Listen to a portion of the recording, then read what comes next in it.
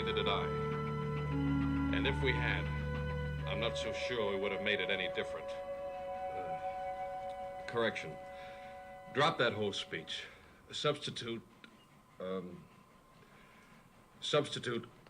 sorry. What is there to be sorry about? We didn't make the world. And if we had, what a mess we would have made of it, being what we are.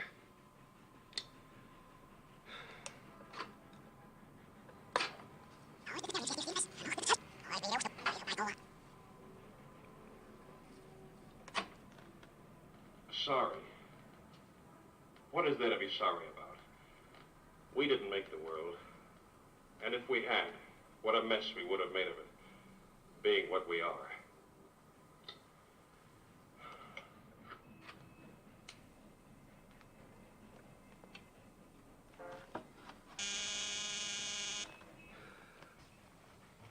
Oh, Bob, I've been redoing that speech at the end of Act 2. Type it up and send it to the theater.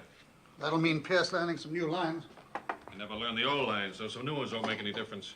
Most of the time, opening night, I thought he was in some other play. And I wished I was in some other theater. Well, that's no business of mine, but you've got a play that's a smash hit in New York and looks like being one here. Why not leave it alone? What do you suggest I do instead? Take a walk around the National Gallery or sit here and rot? Or maybe go back to New York and rot? Get it over to the theater right away.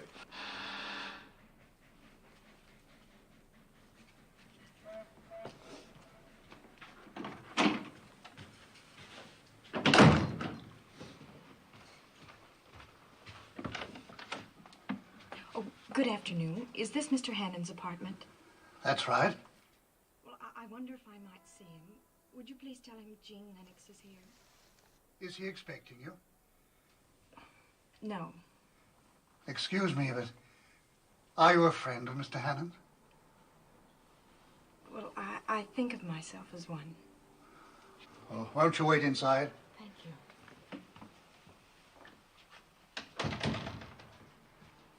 Excuse me a moment.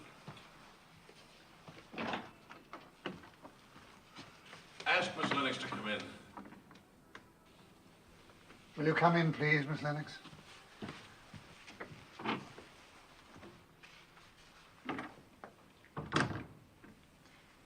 Hello, Phil. Hello, Jean. What are you doing in London? Oh, just a vacation. I wanted to drop in and say hello. And congratulate you on getting such wonderful notices. You came 3,000 miles for that. No, of course not. Phil, why didn't you let me know when you were leaving New York? You know the answer to that. Johnny and Pat are in London. Have you called them? I haven't called anybody. I've been busy working. Phil, I don't see why you insist on acting this way. Jean, we've been all over this a dozen times. When a thing is finished, I like to forget about it. Let's talk about something else, shall we? You like the apartment? It's lovely. Come and look at this beautiful view.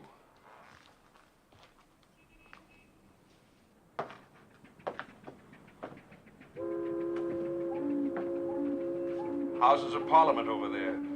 There's Big Ben watching over us. They're doing some work on him, as you can see. In Charing Cross Station. Over there we have Waterloo Bridge and St. Paul's Cathedral. We even have some prehistoric ruins that date right back to 1941. Don't be so bitter, Phil. It doesn't help you. Bitter? Me? I'm a successful playwright who's just had a hit. A big hit. What have I got to be bitter about? I'm all right as long as people leave me alone.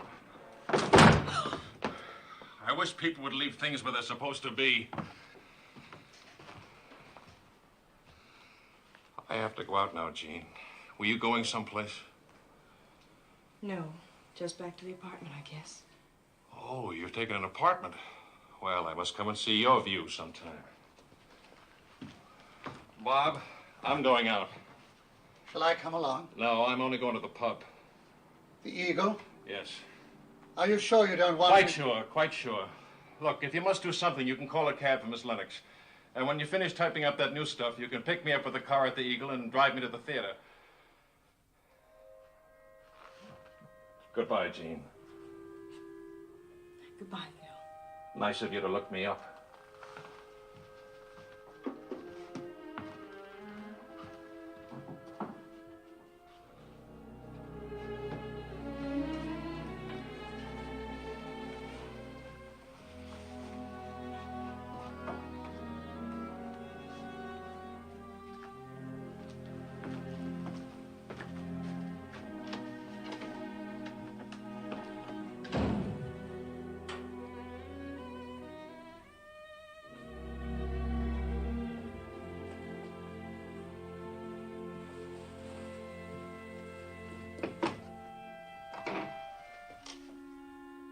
You want a cab, Miss Lennox? Oh, no, thank you. I can manage. You mustn't do that, you know. What? Well, fuss over him like that. He'll go crazy if you do that. I don't like him to go out alone. I know, but he must if he thinks he can. Where is this bar? It's 2 streets down, across the road. Across the road? Yeah. You can see it from here.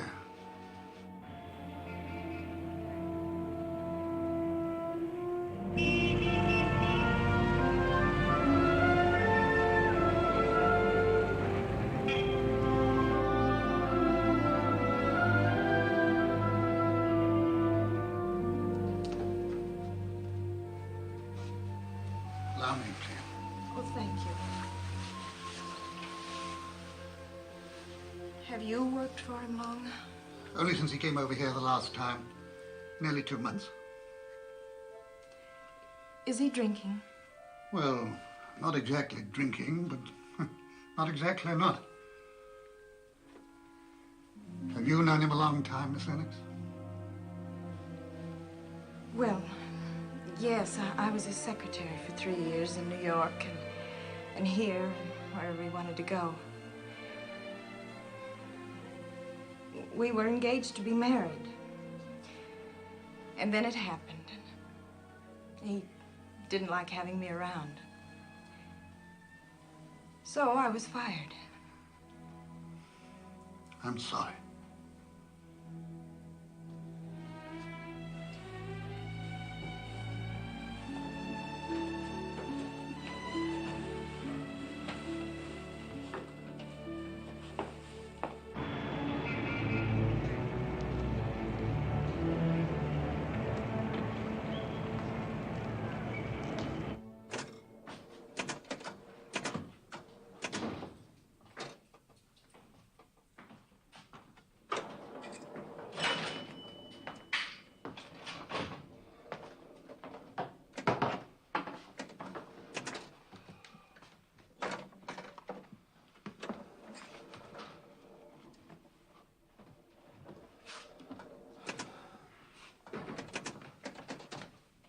What's it to be this evening, dear? Scotch, please, double. Soda or water? Neither, straight. You're an American, aren't you? Yes. Then you'd like a bit of ice in it, eh? No, thanks. I've learned to like it your way.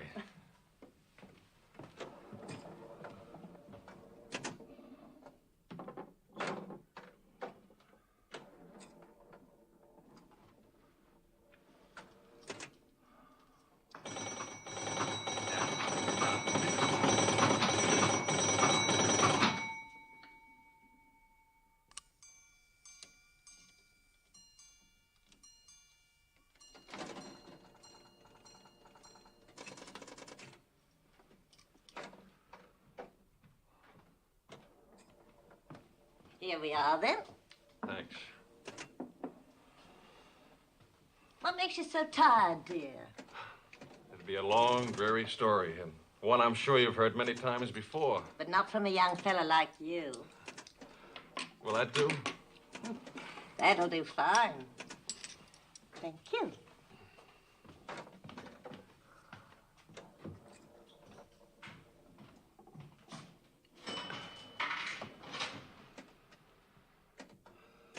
I don't want anything to do with it, Mr. Evans. I don't like the sound of it. You like the money, all right. A little bit more than this last job. Much more. But how do I know what you're going to do with it? You don't have to worry about that. You just do what I tell you. and take the money and forget Stir it. me somehow when people are trusting you.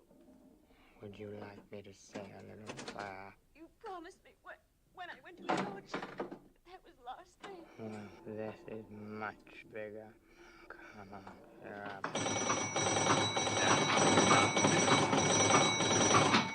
Mary arrives in the 10th. You go down to meet her and take over. And we take it off your hands and give you your money.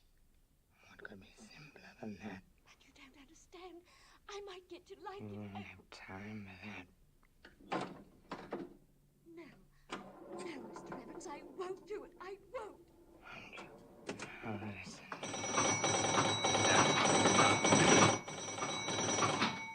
Just 5 minutes. So think that over. You wouldn't do that. You wouldn't. I wouldn't do that, not just as long as you do as you're told. Come on, pull yourself together. There's nothing to cry about. Why, you'll be on velvet. All right. There's no decency left anyway. When do you want me? Night of the 9th. Same address. Then I take you down and you start the job on the 10th. All right. Can I go now? What's the hurry? Have another drink. No, I have to get back. Her ladyship's going to a concert tonight, and there'll be nobody to see to them. I'll walk out with you. Which way do you go? Just to the corner. 73 takes me right to the door, but they always get so full.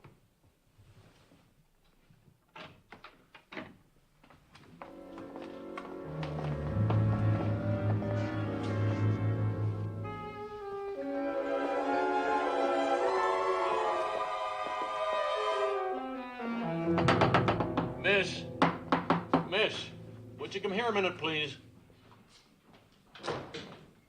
Yes, dear? Those 2 people who just went out, do you know them? Men and a girl? No, never saw them before, that I can remember. What were they like? I don't know, dear. Just a man and a girl. Were they tall or short or young or old? Well, he was a bit taller than she was. Not very tall, not very old. Sort of medium people all round. Were they 16 or 60? Tell the truth, I didn't look at them particular, but I think they were, 30-ish, maybe her bit younger. Anything the matter, Mr. Hannon? Bob, when you came in, did you see a man and woman leaving? No. There was no one coming out just now. Oh, miss, there must have been something about them you noticed. Well, I think she had a blue cape and he a raincoat. Anyhow, they came right by you, dear. Much nearer you than me. You saw them, didn't you? No, I didn't see them. I don't see things nowadays. I'm sorry, sir. I didn't realize. Well, that's all right. You weren't intended to.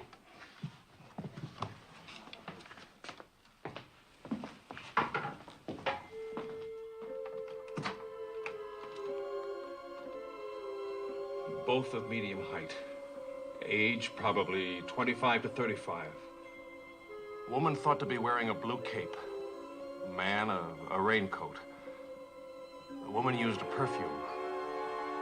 The man breathed with a slight wheezing sound, as though having bronchial trouble. Anyway, there was something strange about his voice. Police are coming round right away. Okay, now be quiet. Let me finish this. The conversation went as follows. I don't want anything to do with it, Mr. Evans. I don't like the sound of it. Oh, you'll like the money, all right. And it'll be more than this last job. Much more. But how do I know what you're going to do with it? When do you want me? Night of the 9th. Same address. Then I take you down and you start the job on the 10th. All right. Can I go now? Well, what's the hurry? Have another drink. No, I've got to get back. Her ladyship's going to a concert and there'll be no one to see to them. I'll walk out with you. Which way do you go? Just to the corner. 73 takes me right to the door, but they get so full. That's all there was. I couldn't hear any more. Then they came out. Well? You done that verbatim, Mr. Hannon? That's the conversation word for word? Yes. You must have a remarkable memory. Well, it's my business to remember dialogue. Well, what do you think? Was that all there was, Mr. Hannon? Well, isn't that enough for you? There's something evil going on, isn't there? Well, there might be. What do you mean, might be?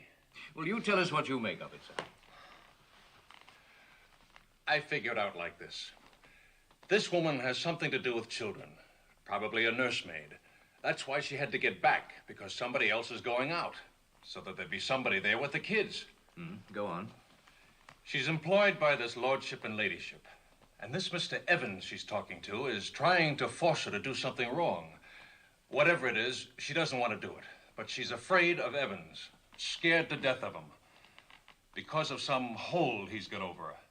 Now, on the 10th, she's going to meet this other girl, Mary. Get something from her and pass it to Evans.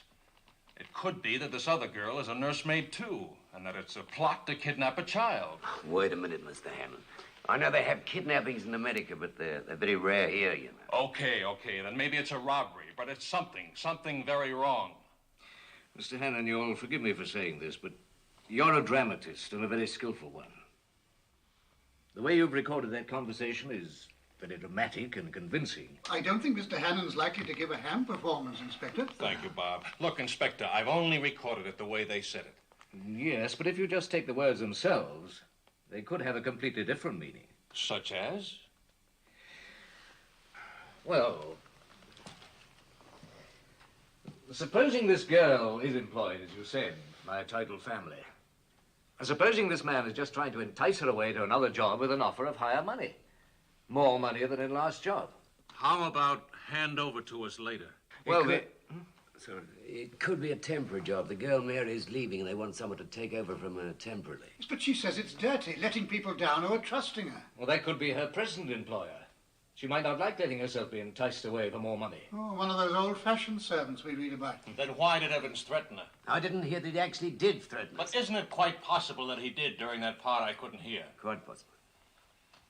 Look, Inspector, it seems to me you not only think I'm blind, but crazy.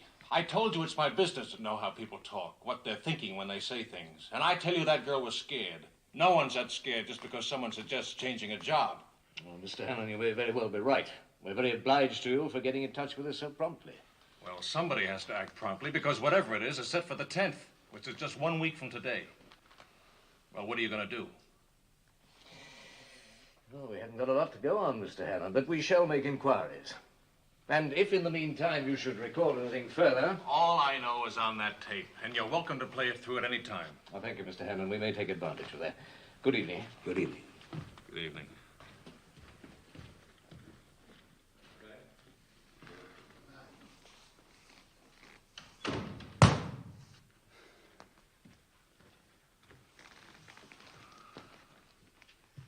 Straining at the leash, aren't they?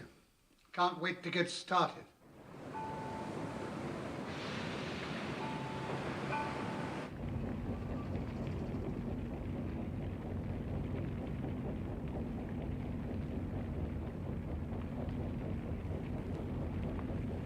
Where are we now?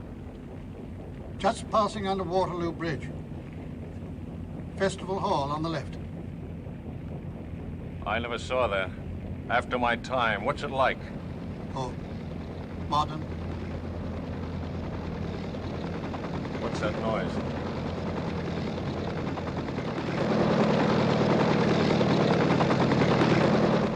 Helicopter coming into Waterloo Air Terminal. They won't do anything. Oh, Those policemen. They think I'm making something out of nothing. well, of course. Sure. Nothing to go on. Possibly innocent conversation and so forth. But unless I'm going crazy, that girl was terrified. Maybe that's it. Maybe I am going crazy.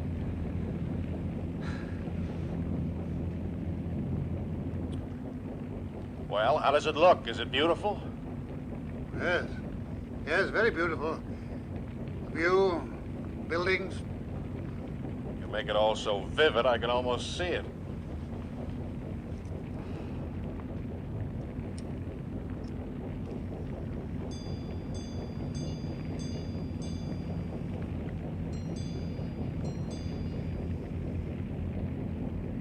5:30. The sun must be just going down ahead of us. Any barges coming down? Yes, 2 lots. I know. And the river's gold now with the sun on it like that. And the barge is black against the gold. A slight wind that makes the water glitter so that it slaps and dances against the side of the boat.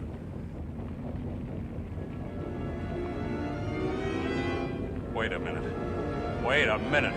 What's up? That perfume. That's it, I've got it.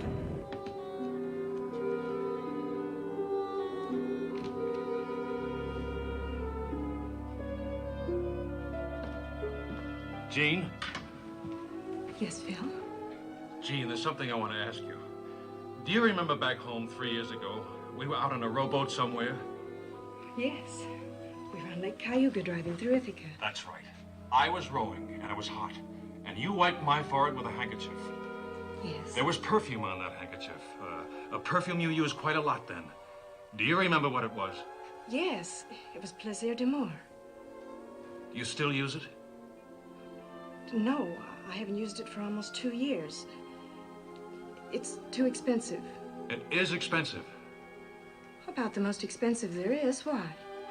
Well, that woman yesterday was using it. I got a whiff of it as she passed me. Will somebody please tell me what kind of nursemaid uses just about the most expensive perfume there is? She might have been given it by the master. I mean, that sort of thing still goes on, you know. Always will. Or she may have stolen it from her mistress. No. A servant can steal money or clothes or almost anything and get away with it. But if she steals a perfume, she's giving herself away every time she comes into her room. That's true, Phil. That's very true. A frightened nursemaid who uses expensive perfume. What does that add up to? Maybe it's on that tape.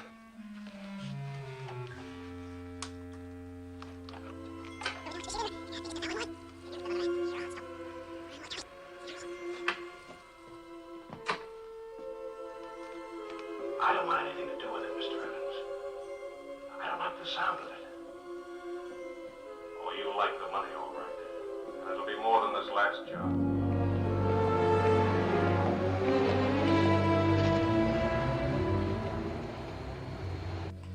Miss Lennox, I put it to you. Here's a conversation that might have meant almost anything between 2 people who might have been almost anybody. Where can I go from that? Well, it's Mr. Hannon I'm thinking of, Inspector. You see, this is the first real thing that's brought him to life in a long time. The question is, how real is this? It's very important to Mr. Hannon. Miss Lennox, I understand your concern and I sympathize. But what you need is a psychiatrist, not a police officer. Well, yes, you're right, Inspector, and I have no business taking up your time like this. But I thought if you could call him up and tell him that you... Tell him what? Well, that you were interested and that you were working on it. Miss Lennox, I give you my word that if anything comes out of this, or even looks like coming out of it, I'll get on to Mr. Hannon at once, and be pleased to.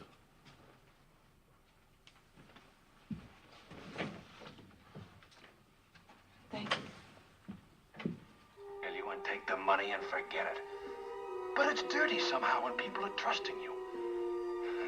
Would you like me to say a little prayer? You promised when I went to his lordship that was the last thing. Jean. Yes, Phil? Well, did they see you? Right away.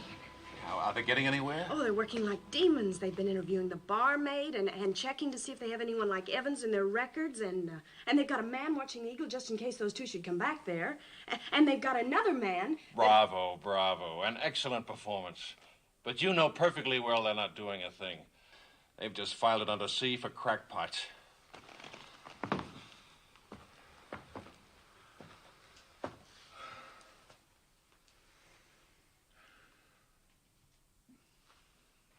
Bob, is 73 a bus or a tram? A bus. Where does it go? Oh, a long way. I can't remember at the ends, but it goes along Oxford Street, down Park Lane, and along Knightsbridge. Phil, she was going back to her job, wasn't she? That's what she said. And her job was with somebody with a title. A peer, because of his lordship, not a knight or a baronet. And her ladyship was going to a concert. That's right. How many lords are there, Bob? Including or excluding the Irish peerage? Oh, I don't care. I don't know.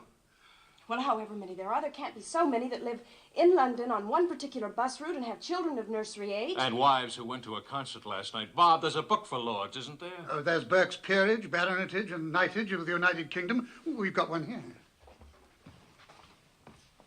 Here. Oh, here's one. Baron Yalding of Hale, Hayle. 2 sons, 1 daughter.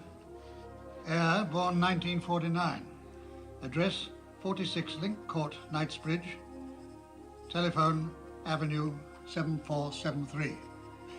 Well, I think that's all the possibles. Well, there's a Baron Zwemmer in Park Lane, but I don't think he's got any children of nursery age. Well, how old is he? 78, and never been married. Still... Well, I think we can safely leave him out. How many? 20. Okay. Well, now, what we want is one whose wife went to a concert. Let's start calling them up. You can't now. It's 2 o'clock in the morning. And I don't know about you two, but I'm exhausted. Oh, I'm sorry. You must be. I wasn't thinking. Bob, call Miss Lennox a taxi, would you? Certainly. Phil, is it all right if I come back tomorrow? I really am interested. Oh, sure. Bob and I'll start on these phone calls first thing in the morning.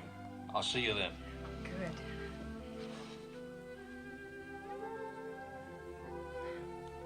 Well, good night. Good night, Jean.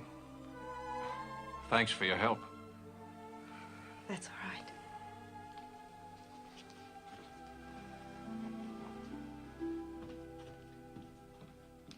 No. I'm afraid your ladyship is misunderstanding me. I'm not giving a concert. I mean, I couldn't. It's just that I understood that you went to a concert on Tuesday. Oh, I see. I must have been misinformed. I'm sorry to have bothered you, your ladyship. No go. She says she never goes to concerts. She doesn't sound the slightest bit musical. Oh, so be it.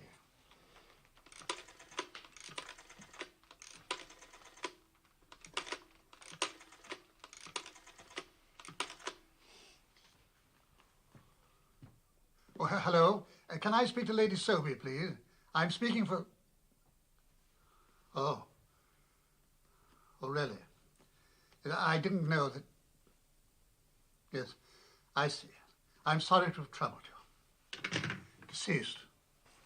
Before or after the concert? 2 months ago. All right, how many is that? 17. Next, Lady Sillet. You stay with the phone, I'll get the door. Mayfair.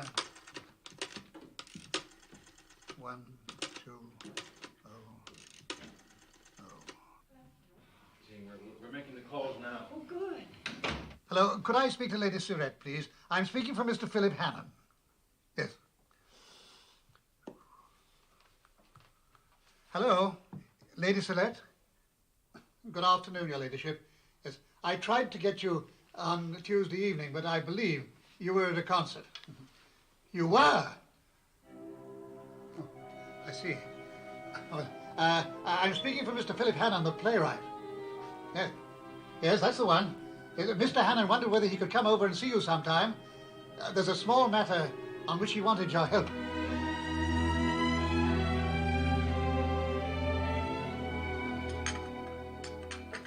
Some more tea?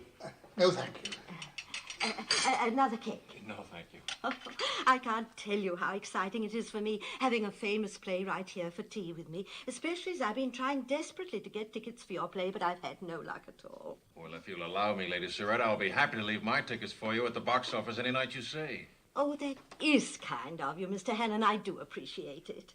Lady Surette, you must think this very odd, our asking to come to see you like Oh, this. don't give it a thought. If one couldn't look forward to odd things happening, no one would ever want to get up in the mornings at all, would they? No, I suppose not, but you see, this is kind of... Oh, just one thing. Could you possibly make it 4 tickets for this Saturday? Oh, yes, of course. Make a note of that, Bob. You see, we're dining with some old friends of my husband's, the Belmonts. They're a frightfully dreary couple. They're bird watchers, you know. Oh. Of course, I don't mind them watching, but they talk about it endlessly. And it just occurred to me that it would be a marvelous way to get through the evening. Now, where were we? I was about to ask you a question. Oh, yes, please do. Well, it's a very small matter, but some friends of mine heard that your children's nurse... Oh, I've forgotten her name. Janet Murch? That's it, Janet Murch. That she might be leaving. My friends understood she's a very good nurse. Oh, she is perfectly marvelous. That's why I'm so annoyed with her. Pardon me, Lady Sir. I got lost in there somewhere. Oh, it's quite simple, really. You see, these are not my children, they're my grandchildren. So Miss Murch walking out on me like this just has me at my wit's end. Did Janet Murch give you any reason for leaving? Oh, yes, indeed. She just took another position, if you please. She said she was starting on the 10th. I called the agency that sent her to me, and I complained bitterly, but I got no satisfaction. Which agency? The Unity Domestic Bureau. Well, thank you, Lady Surratt. We've taken up enough of your time. Oh, not at all. I've enjoyed it.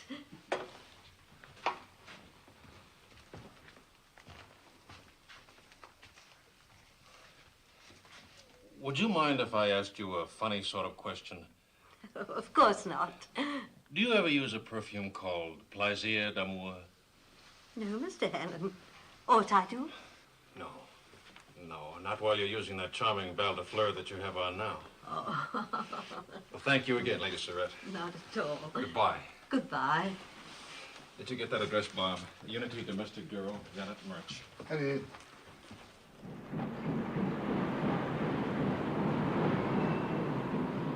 Janet Murch. Yes. Janet Murch, I seem to recall the name. I'm sure we must have placed her sometime. Now, let me see. Ah, here we are. She's with Lady Surratt in Brook Street.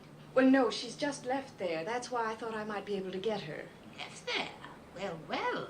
She's only been there a few months, too. I'm terribly anxious to get Miss Murch. I wonder if I might have her home address. Now, let me see. Janet Murch's home address. I'm very sorry, madam. As I said, I'm very sorry, but we can't do that. After all, it wouldn't be very good business, would it now? I mean, you could get in touch with the girl yourself, and then we'd lose our commission. I'll look after this lady, Miss Marston. Would you like to come in? I'm dreadfully sorry, Mr. Pillings. I didn't think. No, of course you didn't. Have this chair. Oh, thank you. Well, now, I understand you're looking for a nursemaid. Well, yes. We've got some very good girls in our books. Well, as I told your assistant, I particularly wanted Janet Murch because she's been so highly recommended by Lady Surratt. Oh, we've got several others just as good, if not better. Let me just have a look. Ah, yes. Now, here's a very excellent Scotch lass named MacDonald. Very good recommendations, too. Well, thank you very much. I'll think it over and let you know. I see. In that case, madam, perhaps I'd better just have your address. You never know, Janet Murch might come in, or perhaps if not, we can find you somebody else. It's Mrs. Mrs. Jean Lennox. Jean Lennox. 603 Regent Court. Regent Court. Portman Square, West 1. Portman Square, West 1. Telephone? Arcade 6549. Arcade 6549. Mrs. Jean Lennox. Oh, thank you very much.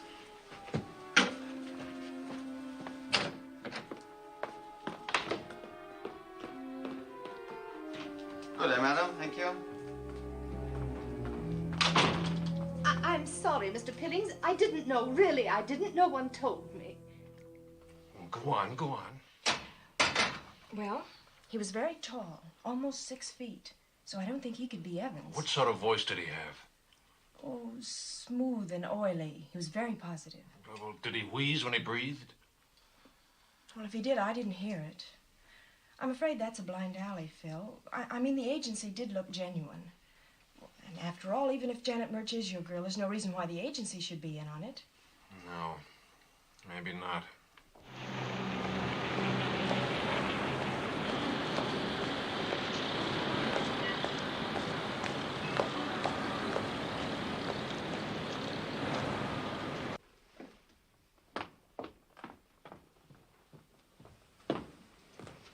I'm sorry, ma'am. 603, please. 603. 6th floor. That's Mr. Allen. Hannon? The name I've got here is Lennox. Well, 603 is Mr. Hannum, Mum. 603, right there, Mum. Thank you.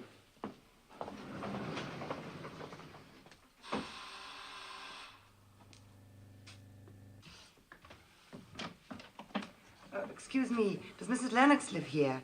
I'm from the Unity Domestic Bureau. It's about the situation. I see. Can I have your name, please? Alice MacDonald. All right. I'll just see if Mrs. Lennox is in. Won't you come in, please? Thank you. Excuse me one moment.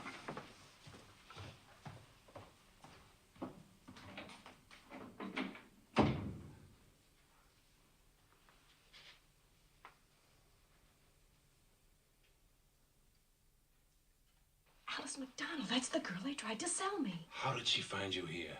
Well, I gave this address because I thought if they got a hold of merch... Okay. Bob, you take her into the living room. Jean, you keep her talking because I want to listen. Tell her that you're making these arrangements for me, that my family's coming over from America. Get it? Yes. Okay.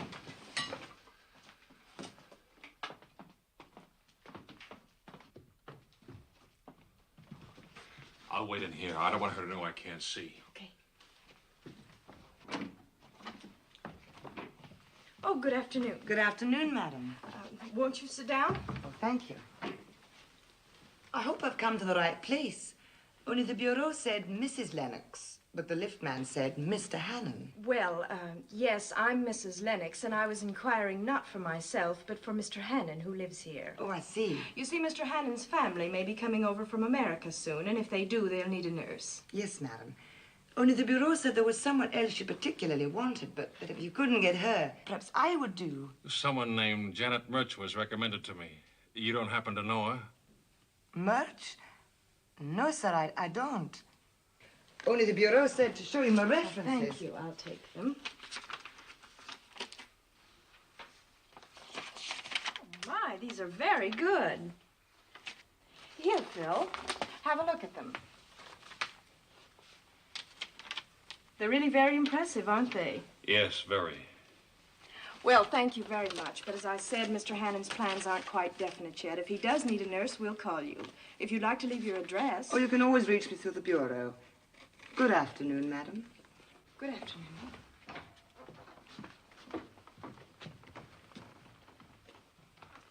Good afternoon. Bob.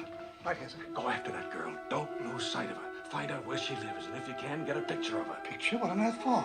She might be Murch. The barmaid's seen her, Lady Surratt's seen her. Now hurry up, you loser. How will I get a photograph? With a camera, you idiot. Hurry. Camera, of course. Well, did you smell it?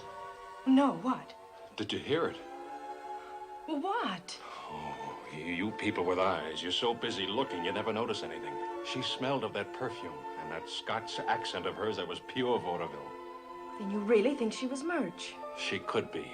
It isn't the right sort of voice, but people can do things with their voices.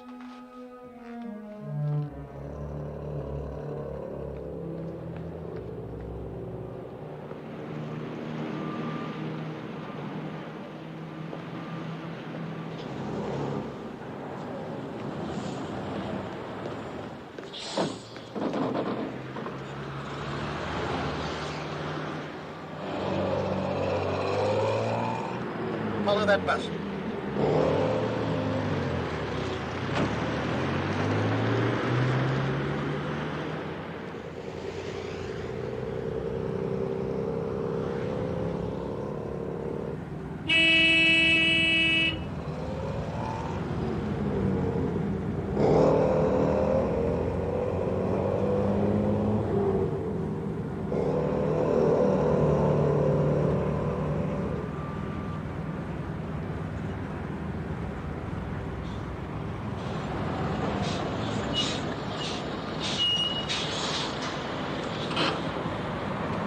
Hey, what about the money? Look, go on.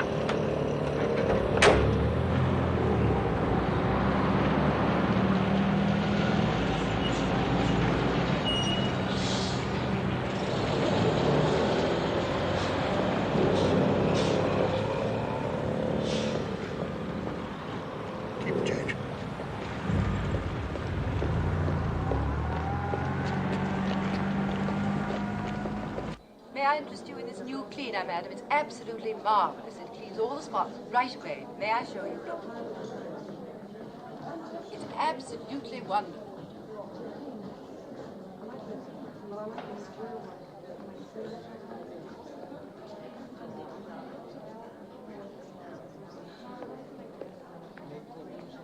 Oh, here. Thank you.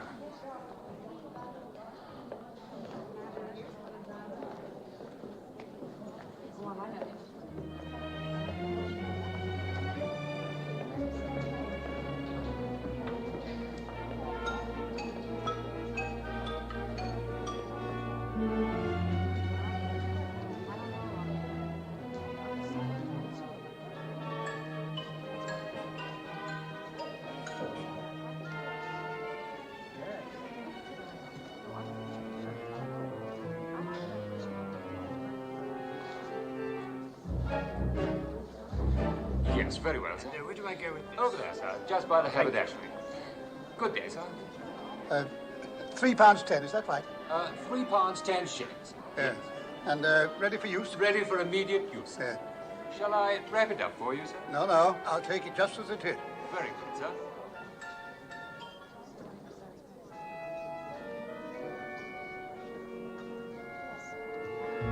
Please, I'm in a hurry.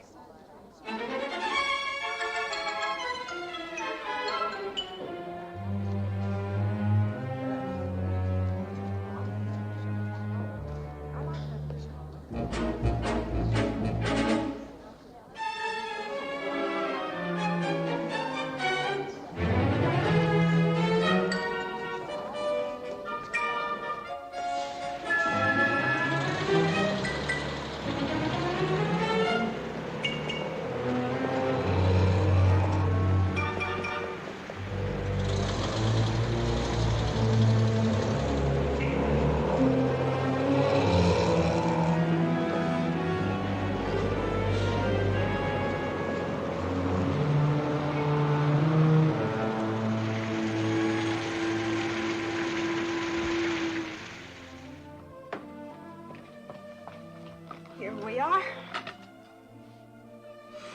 Ham and eggs, country style. Toasted butter is on the left, and your coffee is on the right. And a very pretty girl directly opposite me. Well, thank you, sir.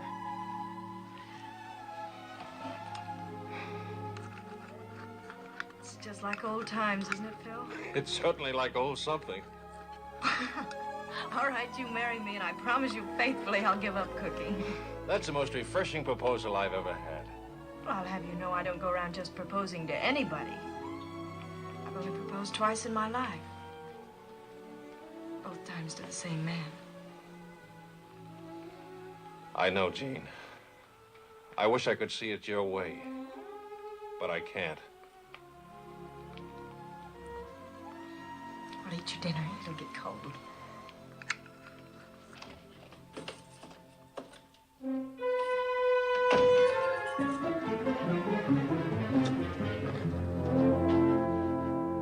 Hello, Bob. Hello. Well, did you get anything? Yes? Pneumonia. You're wet. I can smell that tweed suit over here. Yes, it's the rain, you know. It makes you wet if you stand out in it for hours on end without a coat. Well, where did she go? Well, first of all, she went into Barker's in Kensington, where she bought something. Well, what? Well, I don't know. I was busy buying the camera. Her parcel was a long one, about 2 feet long, and, you know. She came out of Barker's. Rain started. Took a bus to Hammersmith. Still raining. Looked in a chemist's window, went into chemist's, came out again. Raining. Went into a cafe and had a cup of tea and one bun. Or it could have been one tart. The view was obscured with the rain on the window. Went into chain store, walked round store, walked round store again, came out. Excuse me, it's been smudged just here. Oh, yes, I see. Raining heavily. Do you want me to go on? There's a lot more like that, just like that. But did you find out where she lives? I don't believe that she has a home. If she has, she despises it. She wouldn't be caught dead in it. She far prefers to wander around the streets. But you must have left her someplace. Excuse me, Mr. Hannon, but there is no must about it. As a matter of fact, she left me. Oh, no. I followed her to a building, 224 Stoner Street. She went inside. I waited outside. I waited and waited and waited. After 3 hours, I began to think things looked a little bit fishy, so I went inside. It was an empty sort of warehouse. No sign of MacDonald. Do you think she ducked you deliberately? I don't know. There were at least 4 perfectly reasonable exits back inside that she could have used. Well, that certainly was a dead-end street.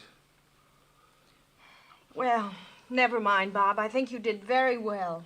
Here, have a cup of hot coffee. Oh, thank you.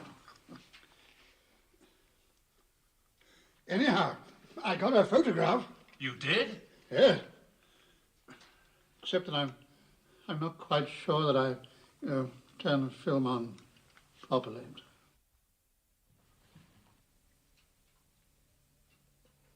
No, Mr. Hannon, no. This isn't Janet Murch. What, is it anything like her? Not at all. This girl's a bit older and quite different. Have you ever seen this girl in the photograph? No, never that I can think of. You're sure it's not just a bad photograph? But it's a very good photograph, taken in conditions of extreme difficulty. I have a feeling there's something perfectly fascinating going on. I do wish you'd tell me what it is. I wish I could, too. But frankly, Lady Surratt, I can't explain it even to myself, just now. Oh.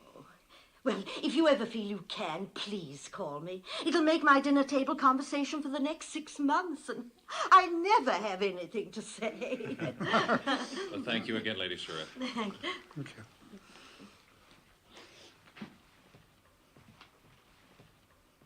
you. She's got no right not to be Murch. She even smelled right.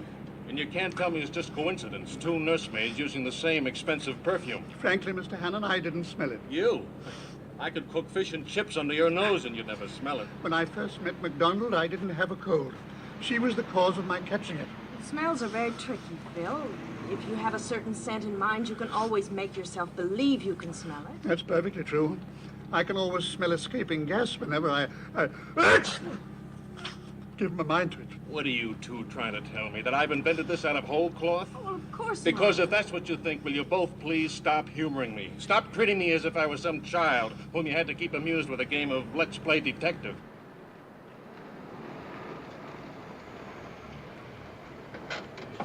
Drive Miss Lennox home, would you please, Bob?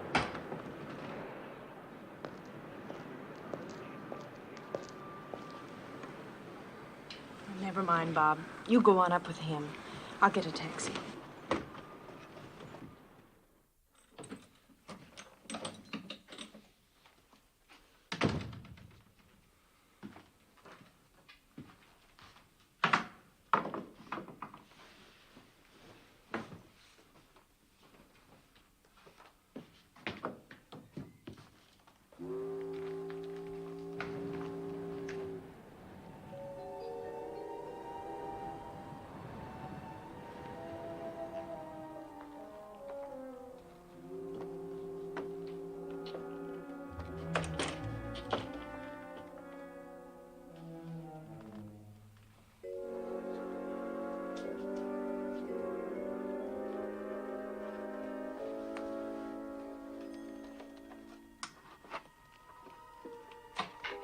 You go down to meet her and take over. Then we take it off your hands and give you your money.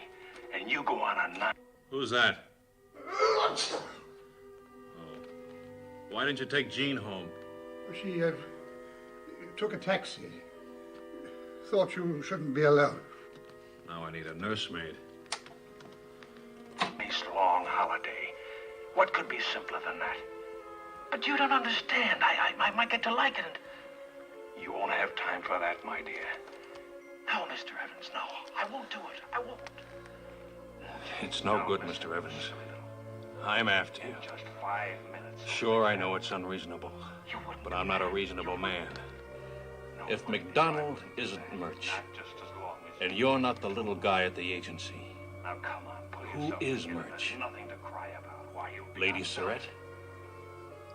And who are you, Mr. Evans? Anyway, there's no decency.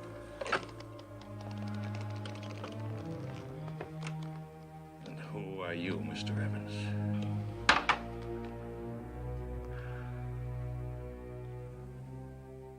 Dicky Dite, show a light, or else the dogs can't follow.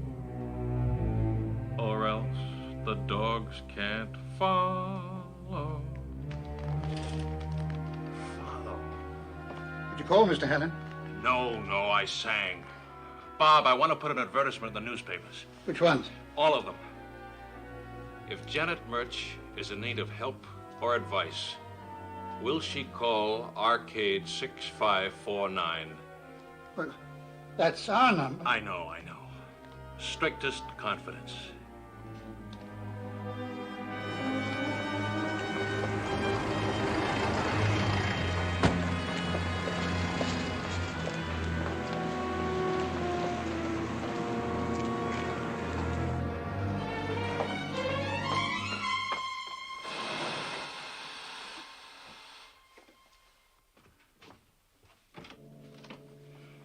Bob, how on earth could you let him do this? I told you this morning I didn't think. Think what? I've just read this ridiculous advertisement of yours. When did you start reading classified ads? Well, I talked to Bob this morning, and he told me what you'd done. Do you realize what you're setting yourself up for? Of course. I'm trying to find Janet Murch. And Evans, particularly Evans. But don't you realize that you're telling whoever they are that you know something? And you're telling them where to find you? Phil, this is the last thing in the world I want to say to you, but you've got to face it. You can't afford to get mixed up in any violence.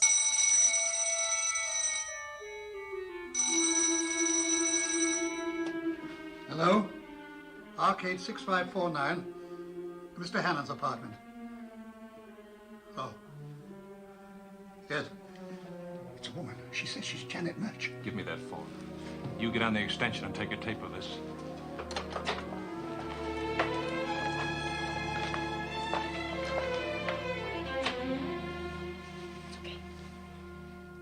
This is Philip Hannon speaking. Hello. What's the good news? Is this Miss Janet Murch? That's right. Janet Murch. You want to contact me, and I want to contact you, honey. Do I need help and advice? I certainly do. Where are you speaking from? From the Bar Docks. Best bar in London. Why don't you come down and have one?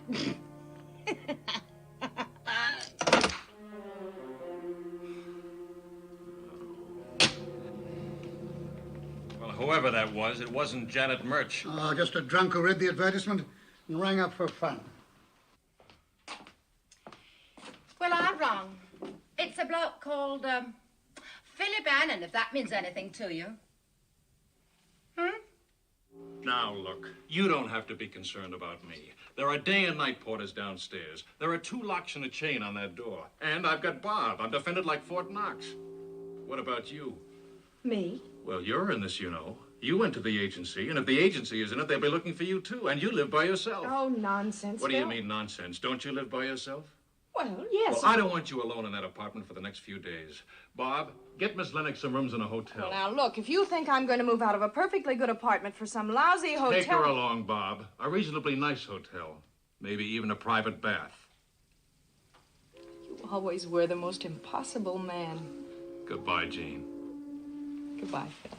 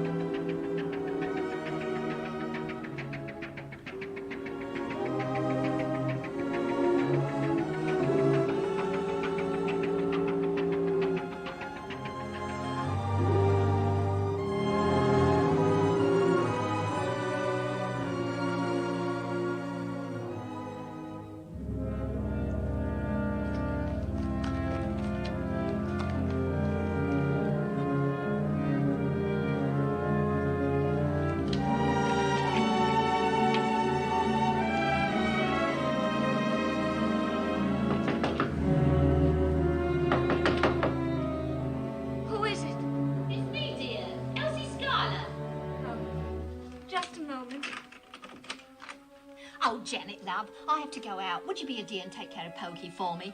I'd take her with me, but it's a seance, and Madame Fabio's medium doesn't get on with Pokey at all. Well, I was just going out. Oh, dear. But I'll need to make a phone call. I'll be back in a few minutes. Oh, Janet, you are a duck. I'll wait for you.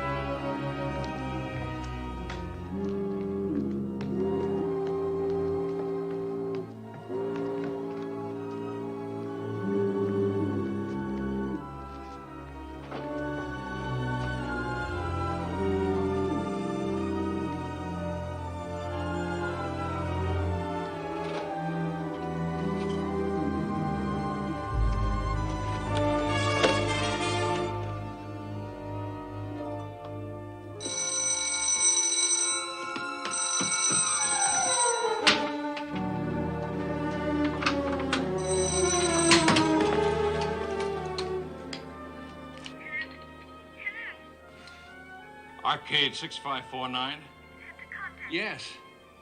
This is Janet Mertz, isn't it? I recognize your voice. Well, never mind about that now. This is Philip Hannon speaking. I inserted the advertisement. It said to contact you. That's right. I want to talk to you. Can you come here? No, I can't leave home. Where are you speaking from?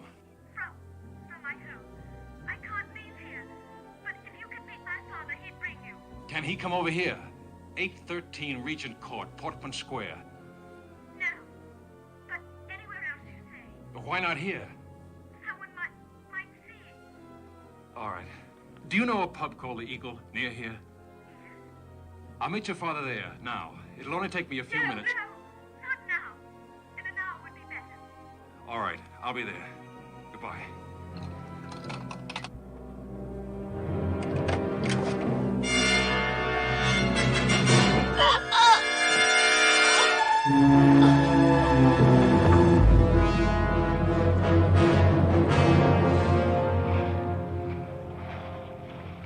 No, I'm sorry, sir. He doesn't seem to answer. Can I take a message for you? Oh, all right, sir. Simmons, would you mind taking a message for Mr. Matthews? Not at all, Mr. Hannon. Tell him I've had a telephone call and then I've gone to the Eagle. Ask him to follow at once. All right, sir.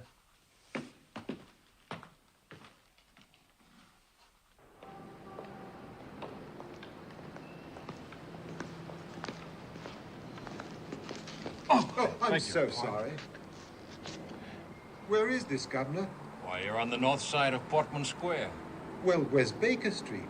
It's just 23 paces behind you. Here, take my arm. I'll show you. Thanks. It sort of mists up my spectacles, and I can't see any more than if I'd got my head in a bucket. Must be a great handicap, having to wear glasses.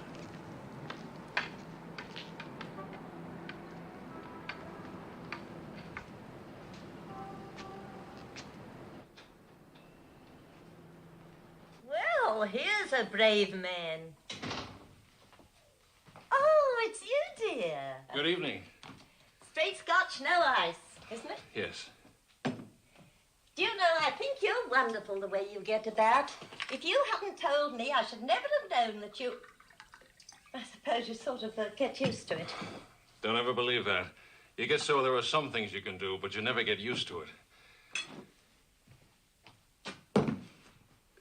Is there anybody here? Not a soul, dear. No one's coming out in a night like this, even to get to the water hole. I wonder if you'd help me. Of course. I'm expecting to meet somebody here. Should be a middle-aged man. Take a good look at him and see if he's the same one I asked you about the other day. And get him talking. I want to hear his voice. If he is the same one, cough. But I told you I didn't get a good look at him. Well, if he's anything like the one you remember, cough. All right. If you cough, I'll go. And you say, "Good night, Mr. Doyle." Otherwise, come over and give me a drink. If I think it's the same man, I cough and I say, good night, Mr. Doyle. Okay, dear. Now, can you tell me exactly where the pinball machine is? It's over there on the right. No, a little this way. That's it.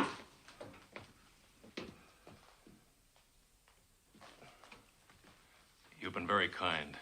You see, I particularly don't want him to know about my eyes. Don't you know? No.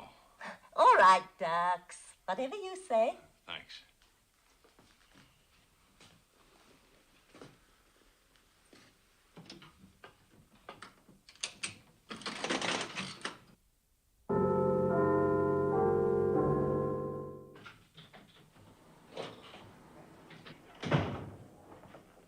Good evening. Evening. Half a mile, please. Yes, sir.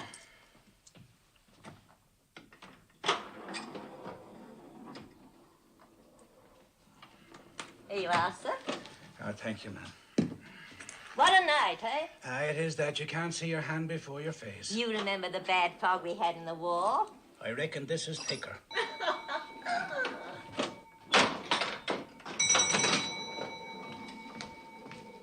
Oh, thank you. I think it's the same one. He looks quite a respectable little cove. Stand in front of him and talk so I'll know where he is. He's on the third bar stool from the door. Well, I certainly didn't expect to see any customers out tonight, and here I am with two. Well, sometimes people have to go out, even in a fog. Good evening. Nasty night, isn't it? It is that, sir. Makes everybody late for things. You're not by any chance Mr. Hannon? Yes, I am. I'm Mr. March. Let's sit down to a table. Well, I'll take your drink over for you, ducks. Here's a nice table. How's that? Okay, dear? thanks.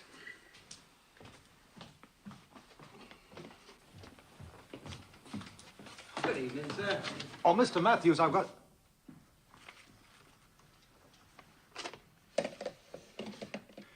And not a word can I get out of her, except that she wants to see you. But there's something not right, sir. Not right at all, and not been for a long time. Has she ever mentioned a man named Evans to you? Evans? No, never mentioned that name. No, nor any other. I tell you, she's been that close. Well...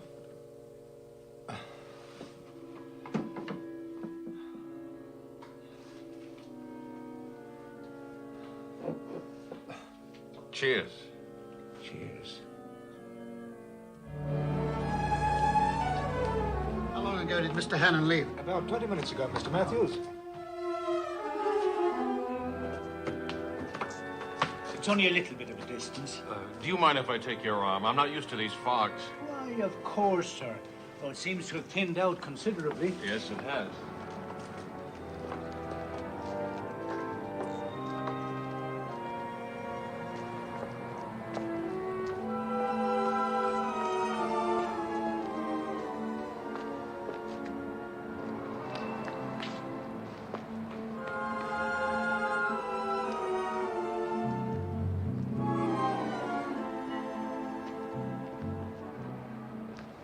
Sharp round here to the left. He went right out of that door, and he turned right round to the left there, and he was with another man. Thank you very much. Thank you.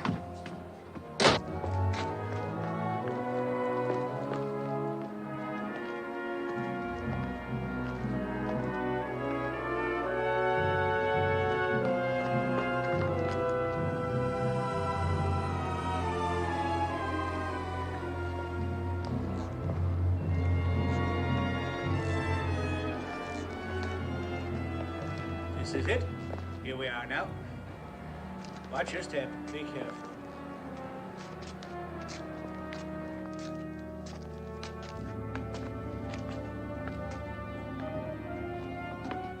Just a minute, sir, now, while I switch on the light.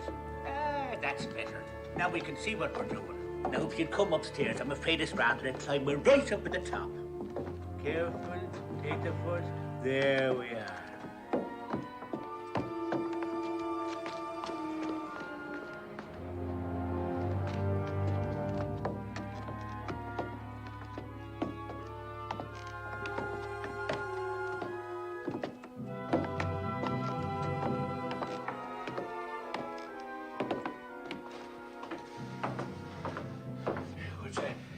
It's a long climb, isn't it? It's not much of a place for us, you see. Here we are now.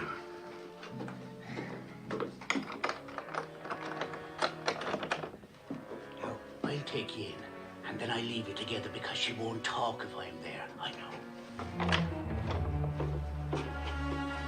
Come in, sir.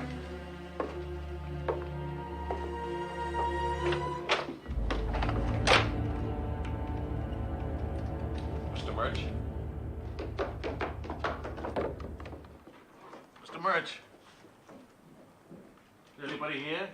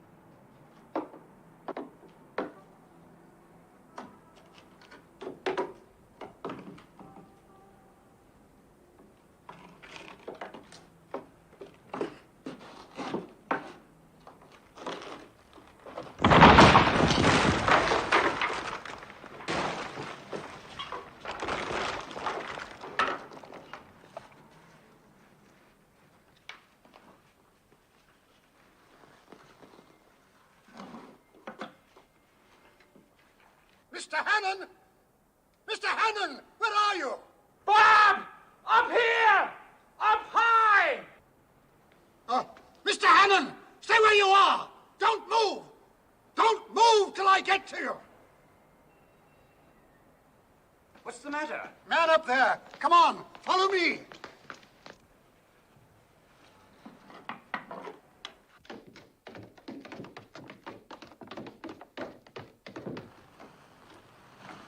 Mr. Hannon! Mr. Hannon! Are you all right? I'm all right. Just get me out of here.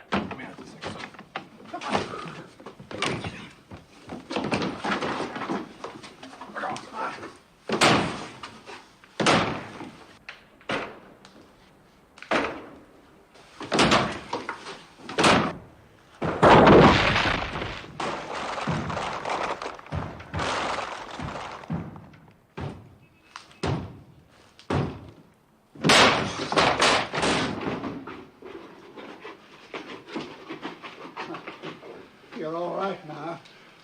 Where am I? What is this? Well, it's a bomb building. The whole front is missing. One more step and I would have been missing too.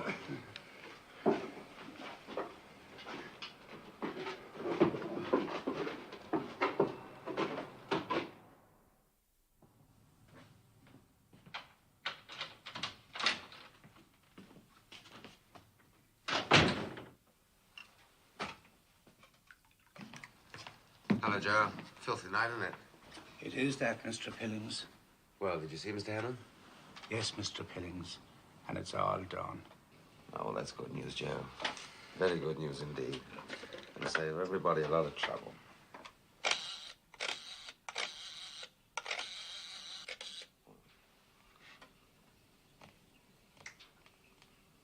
Hello. Yes. Joe's just come in. He says Mr. Hannon won't be needing a nursemaid anymore. Yes, I will. Bye. Says to tell you, very well done, Joe. Oh, thank you, Mr. Pillings. Like some tea, Joe? No, thank you, Mr. Pillings, not now.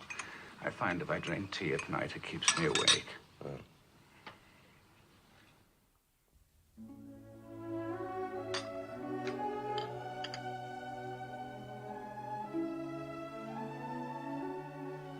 Thanks, Gene.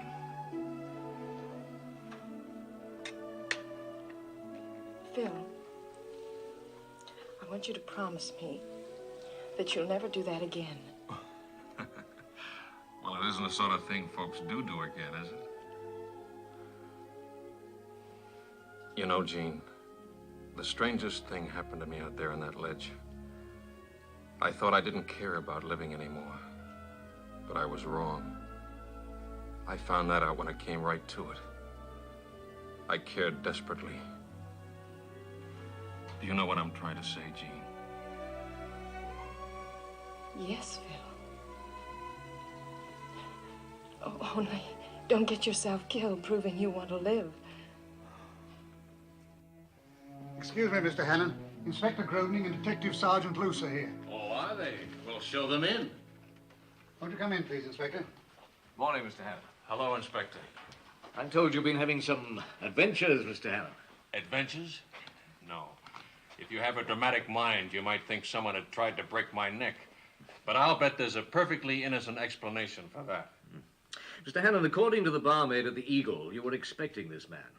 Why were you meeting him? Did you know who he was? No, but I knew who he wasn't. He wasn't Evans. Outside of that, I only know what he called himself. The father of a girl named Janet Murch. I see. You've been making inquiries for her, haven't you? Advertising and so on. That's right, Inspector. What was your interest in Janet Murch, Mr. Hannon? Well, she was the girl I heard in the bar. And you contacted her? Yes, I spoke to her on the telephone last night. Inspector, you have to find Murch, and you have to find her fast. Mr. Hannon, Janet Murch may have been associated with criminals, as you thought, though that's by no means certain. But there's one thing that is certain. Whatever anybody was asking her to do tonight or tomorrow, crime or no crime, she won't do it now. Her body was taken out of the river early this morning. She was murdered? Yes. A nasty job with a knife. And what's more, I'm responsible. You responsible? Yes, with that advertisement. She saw the advertisement, but so did Evans. And Evans knew I was onto something through her. So he murdered her. And then tried to have me murdered, too. I killed that poor kid as surely as if I'd shot her. Inspector, we have to get Evans, and we have to get him before tomorrow.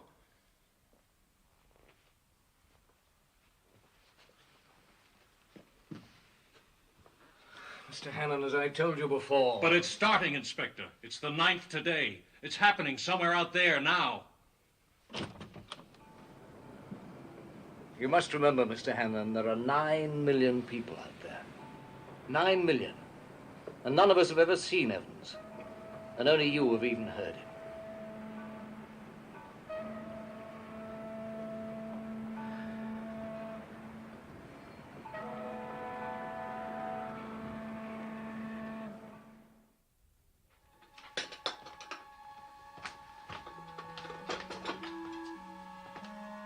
This morning, he seems to prefer whiskey to scrambled eggs.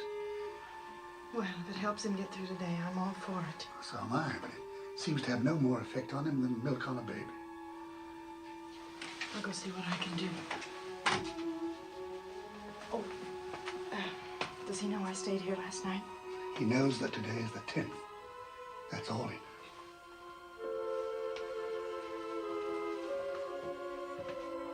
This is all you've got to do.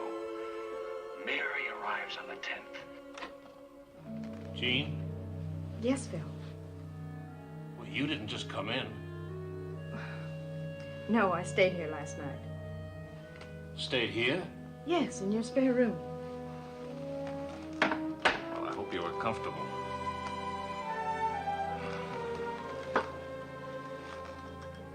Can I fix you one? Phil, at 10 o'clock in the morning. At 10 o'clock in the morning and at 10:30 on the 10th hour of the 10th day. Let's drink to that. You don't mind that I stayed here? Bob has to go out occasionally, and I... And you felt there was a job for an assistant keeper? Well, the facts support that. Seems I can't get off the string without nearly getting myself killed, and other people quite killed. But you didn't know. I didn't know Evans was that desperate. Well, how could you?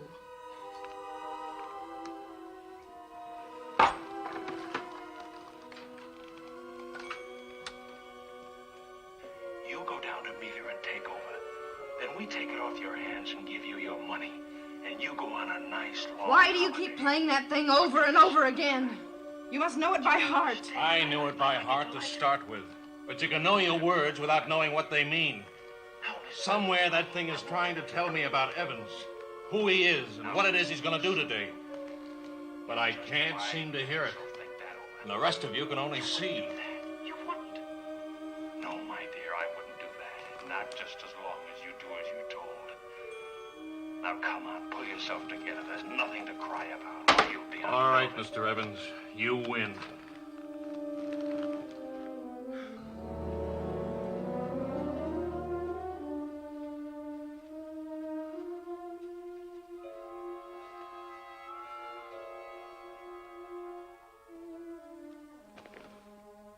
Jean, you over by the window? Yes. It's still foggy? A little. It's almost clear now. What do you see? You know, Phil. You told me the first time I came here. That's right. Houses of Parliament, Big Ben, Charing Cross Station. Station. I wonder if Mary would be arriving at a station. What train would she be on? The suburban train? The boat train?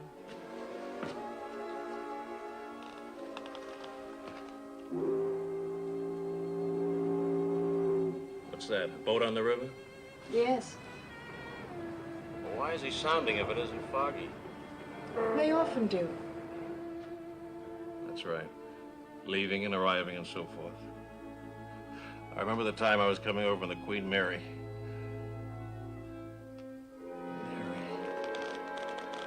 Mary on the 10th. Bob! Bob! Bob!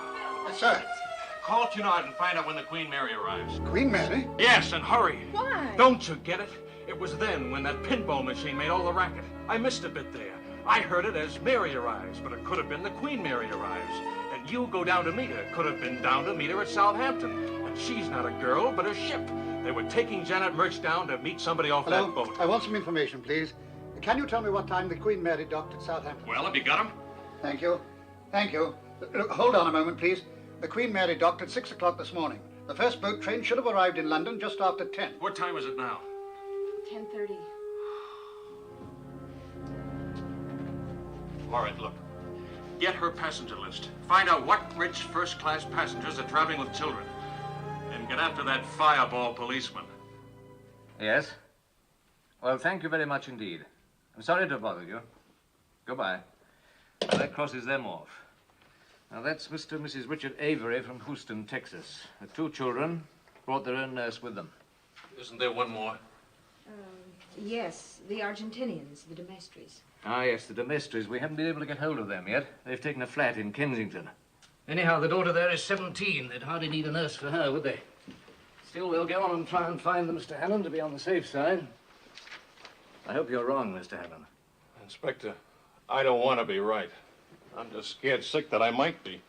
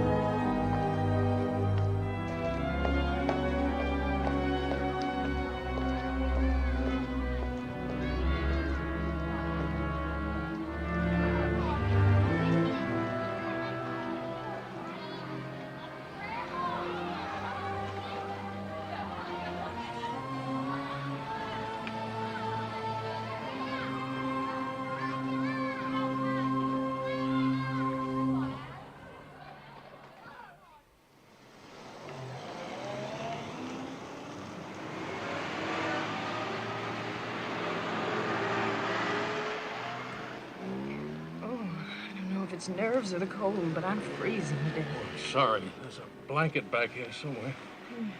Here we are. Yeah, that better? Thank you. Seem to be taking forever up there. It's only been 10 minutes. They know what they're doing. They're just active. They don't know what they're doing. 17-year-old girl wouldn't need a nursemaid. I'm completely lost. I can't figure it.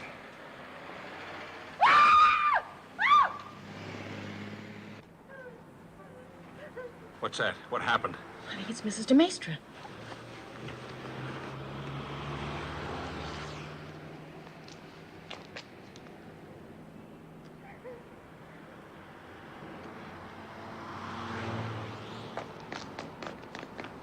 I want you to cover all the gates and the gardens. We're looking for a 17-year-old girl in a wheelchair, with a nursemaid wearing white uniform, black shoes, dark blue cape and cap. Hurry. Right. Is an invalid? Well, her father told me she's a child who never grew up. They keep her with them always.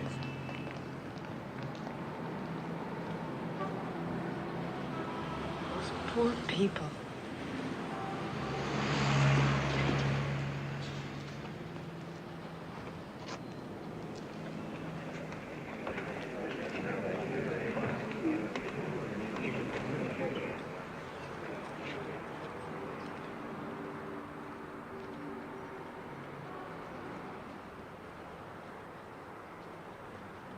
Jean? Yes. Any luck? No. Phil, don't you think we ought to go home? It's getting awfully cold. No. I'm not an awful lot of use, but I want to stick around just in case.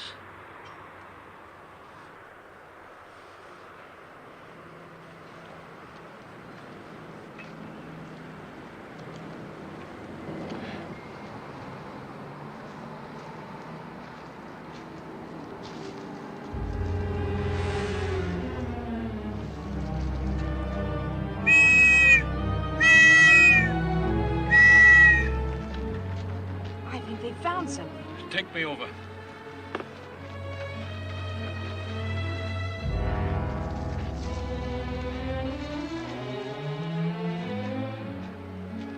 There's a fence here. Get some lights up to cover this area. Won't be a minute, sir. Hello, Mr. Hammond. Good evening, Inspector. What did they find? It's an invalid chair, the upright kind. I think it'll come down so that you can lie flat in it. Anything in it? Yes, a robe and a pillow and what do you call it, a gollywog. A what? A gollywog. I don't think we have them in America. They're kind of a soft doll with a black face. A soft doll? Yes, it's rather a large one. Looks new. Inspector! What is it, Mr. Hammond? Oh, the doll. Could I please have it for a minute? What for? I just want to hold it. There won't be any fingerprints on it. All right.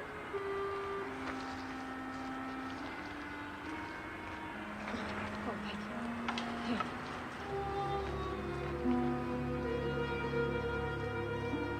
She went into the department store, in the toy department, and bought something. A package about 2 feet long.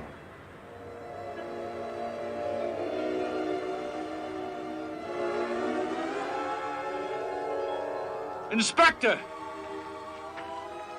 Yes, Mr. Hammond? If you want to find the person who handled this last, and handled it quite a lot, I suggest you come with me to 224 Stoner Street. You mean McDonald? I don't know who I mean by now, but you followed that perfume to Stoner Street. But it's an empty house. Of course it is. If you kidnapped a child, where would you take it? To Claridge's? Well, how about it, Inspector? Are you willing to take another chance on one of my long shots? If so, we'd better hurry.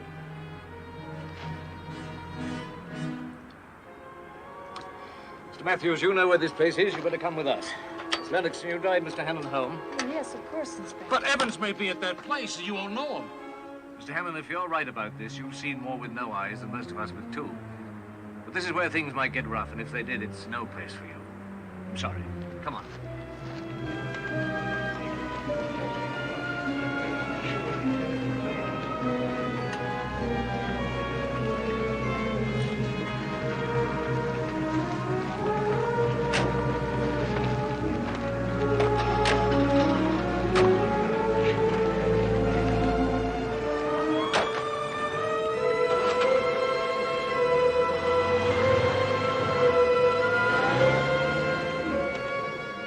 Can't stand here all night.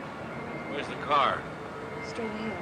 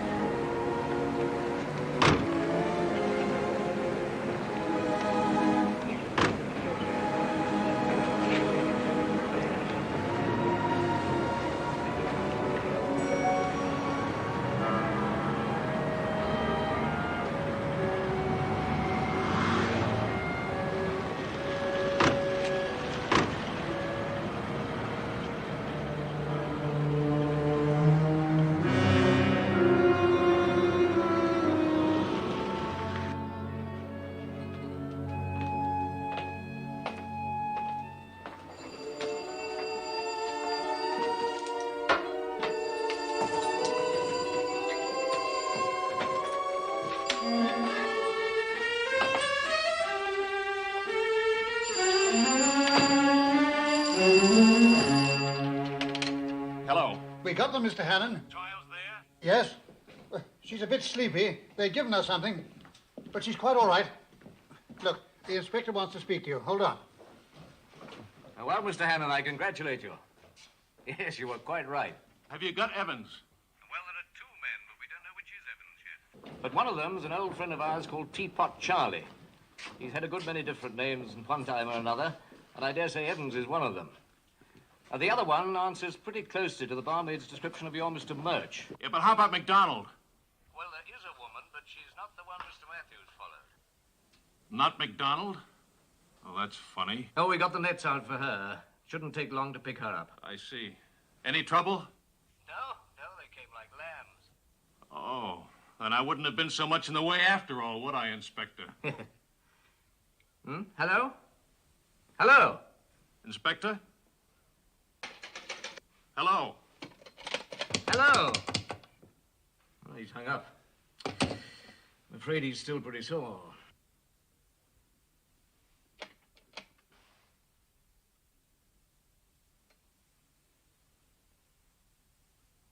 Oh, there you are. I thought I'd lost you. Well, congratulations. Not at all.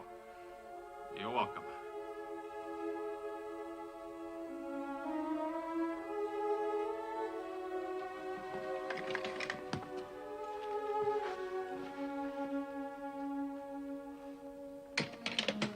Well, that appears to be that.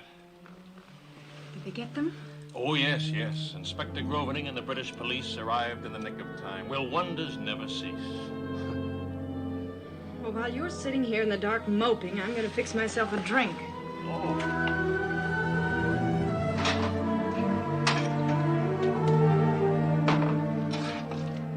Help yourself if you have anything to drink, too.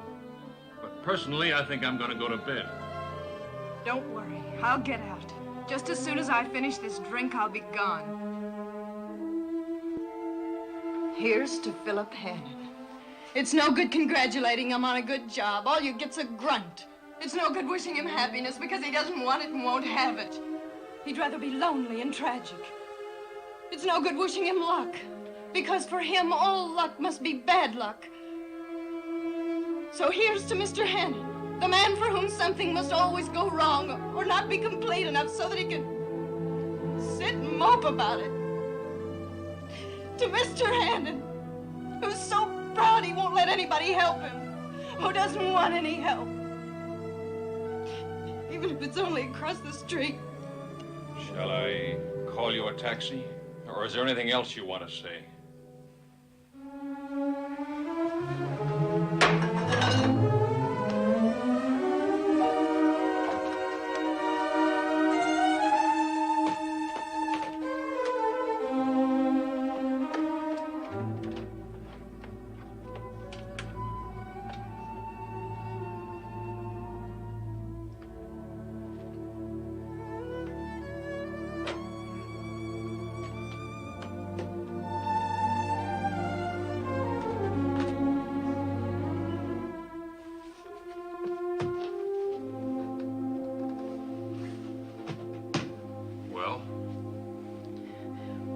As soon as Bob comes, I'll go. Bob's on his way home now. There's nothing to stay for. No, I guess there isn't. Goodbye, Phil. Goodbye, Jean.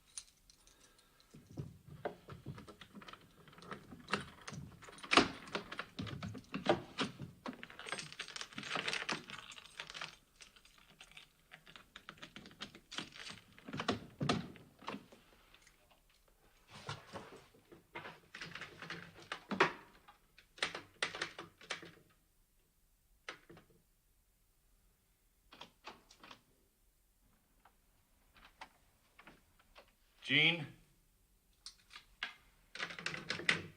Jean? Bob?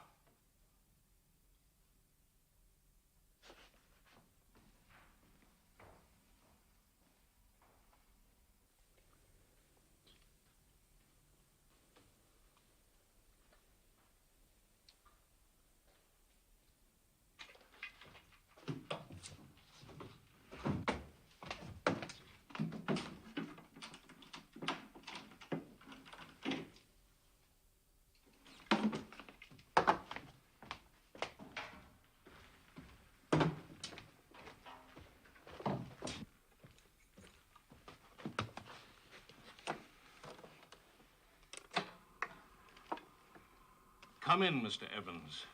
We're equal now. Not afraid of the dark, are you? Come in, Mr. Evans. Come in, Mr. Evans. We're equal now. Not afraid of the dark, are you? Come in, Mr. Evans.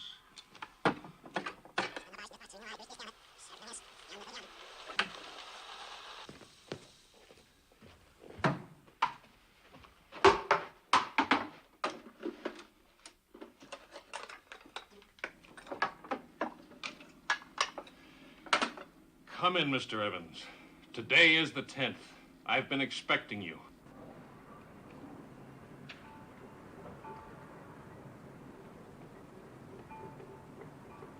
Not afraid of the dark, are you?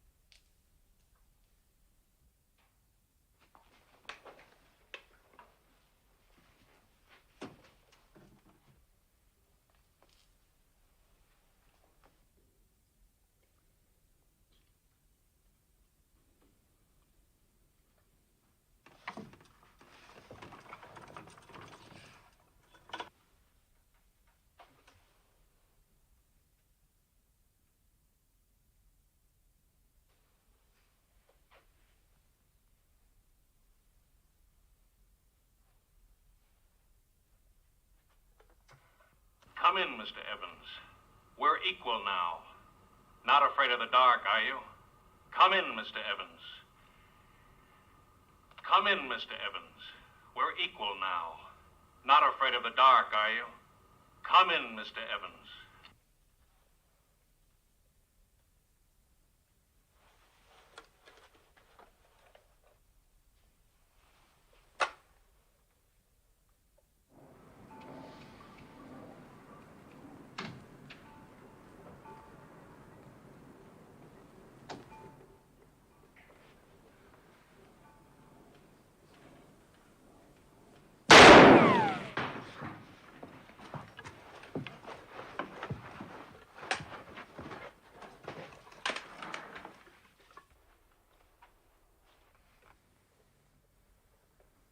Come in, Mr. Evans.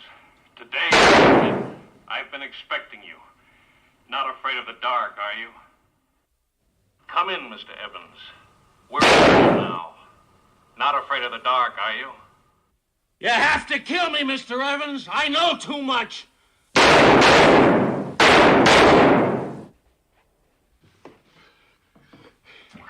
Come in, Mr. Evans. Today is the 10th. We're equal now. I've been expecting. Not afraid of the dark, are you? Not afraid of the dark. Come in. Are you? Come in, Mr. Evans. Today is We're the 10th. Equal now. I've been expecting. Not afraid of the dark, are you? Not afraid of the dark, Come in, are Mr. You? Evans. Come in, Mr. Evans.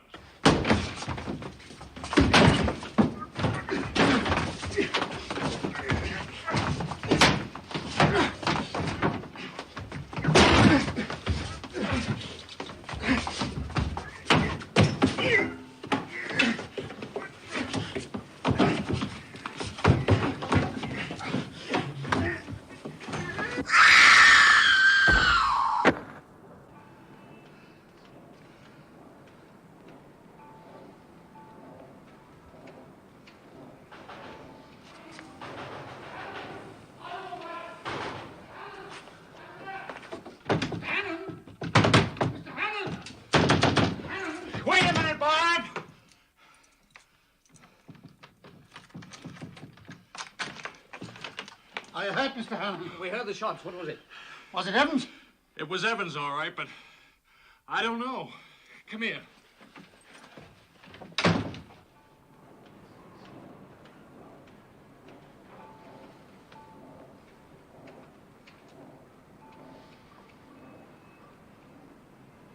It's a woman. It's MacDonald.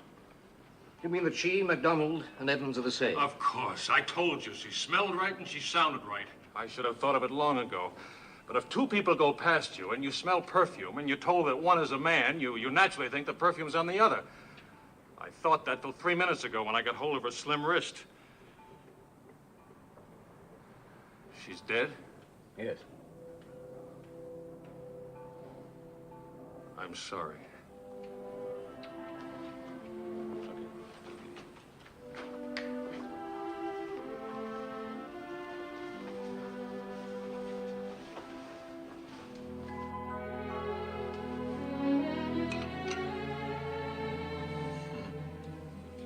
Oh, you want another cup of coffee?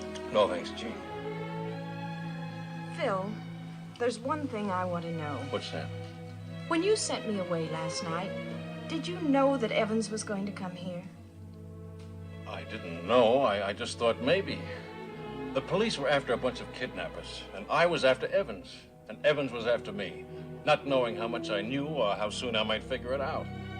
Can you imagine that? Afraid of me. Not of the police. Me. And yet you sent me away. I had to, honey. Don't you see? I just had to get Evans. I couldn't go after him, so I had to let him come to me. Don't you see? Yes, but just the same, I think you should have at least What sort of a day is it out? Foggy? No, it's clear now. Well, take me out on the roof and show me. Come on. Can't you lend a guy a helping hand who can't even see? Well, sure.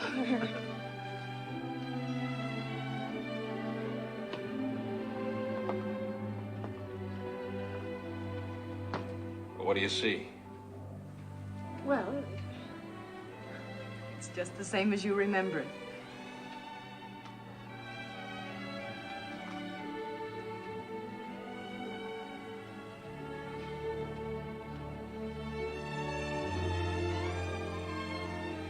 That's right. Just as I remember.